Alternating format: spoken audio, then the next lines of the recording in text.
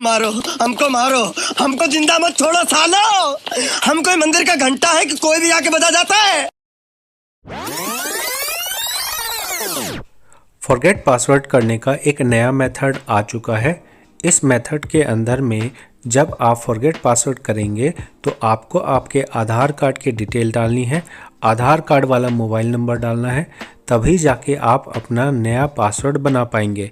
पहले इस तरह की कुछ आप स्क्रीन देखते थे जहां आपके पास OTP मोबाइल नंबर पे मंगवाने का ऑप्शन आता था, या दूसरा ऑप्शन आपके पास आता था अगर आधार लिंक ना हो तो आपको इस तरह का एरर मैसेज आता था। लेकिन अब ये दोनों ही मेथड ख़त्म हो चुके हैं और आपके सामने है एक नई स्क्रीन जहां आपको हर बार फॉरगेट पासवर्ड करने पे अपने आधार कार्ड की डिटेल डालनी है। उसके बाद ही आप अपना OTP मंगवा पाएंगे नया पासवर्ड बनाने के लिए। या आपको मोबाइल नंबर बदलना है तो भी आपका आधार कार्ड तो लिंक होना ही चाहिए, इसके साथ साथ आपके पास मोबाइल नंबर भी होना चाहिए। तो नमस्कार दोस्तों, मेरा नाम है सागर और अगर आपको मेरा काम पसंद आए तो आप ज़रूर चैनल को सब्सक्राइब करके सपोर्ट कर सकते हैं। चलिए शुरू करते हैं। तो यहाँ पे आप आ जाएंगे फॉरगेट पासवर्ड पे और फॉरगेट पासवर्ड पे जैसे नॉर्मल पहले जैसा तरीका ही आपको दिखाई देगा, जिसमें आप अपना UN नंबर और कैप्चर कोड डालेंगे। यहाँ तक बिल्कुल सेम है। अब यहाँ पे मोबाइल नंबर डालने का ऑप्शन नहीं आ रहा है। यहाँ आप यस और नो नहीं करना है, जैसे आपको पहले करना पड़ता था कि पहले मोबाइल नंबर है तो यस कर दो तो उस मोबाइल नंबर पे OTP आ जाता था। लेकिन अब आप देख रहे हैं यहाँ आपको अपना नाम, डेट ऑफ बर्थ और जेंडर डालना है। इस बात का आपको ध्यान रखना है कि जैसी डिटेल आपके PF रिकॉर्ड के अंदर है वैसी ही डिटेल आपको यहाँ पे लिखनी है और कैप्चर कोड और आधार नंबर डालना है। अब अगर आपने अपने आधार कार्ड में नेम की स्पेलिंग में एक भी अक्षर चेंज किया या डेट ऑफ बर्थ में एक भी दिन का चेंज किया तो चाहे आपके पास आपका आधार कार्ड लिंक हो तब भी आप फॉरगेट पासवर्ड नहीं कर पाएंगे। तो आप ऐसा नहीं सोच सकते हैं कि आपने अपना पुराना आधार कार्ड की डिटेल डाल दी। जब आप यहां आधार कार्ड एंटर करते हैं तो वो आपके आधार कार्ड की वेबसाइट से जाके ही चेक किया जाता है और अगर वहां आपकी डिटेल कुछ और होगी तो यहां आप फॉरगेट पासवर्ड नहीं कर पाएंगे और इस तरह का एरर आएगा जहां लिखा आएगा डिटेल आर नॉट मैचिंग।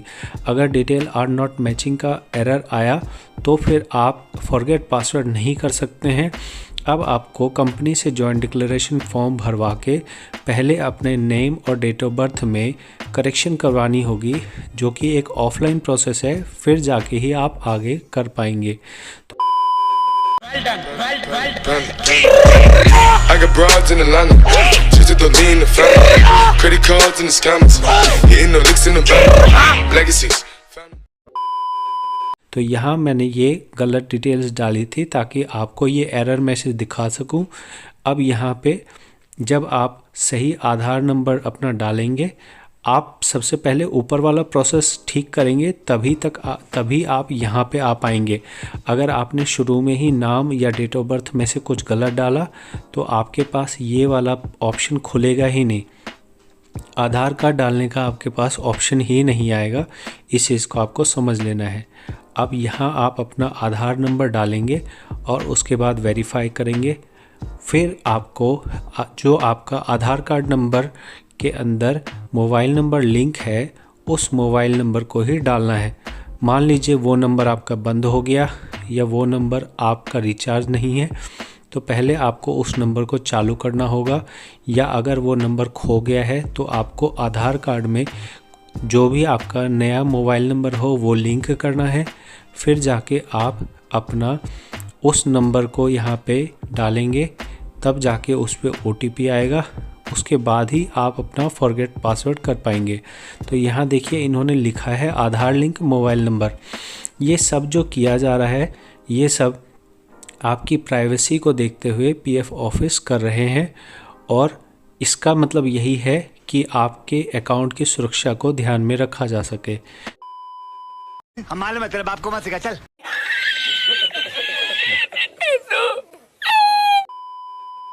जैसे पहले आपका अगर कोई फॉरगेट पासवर्ड करता था, अगर उन्होंने अपना मोबाइल नंबर लगा रखा है तो उनके पास OTP आ जाता था।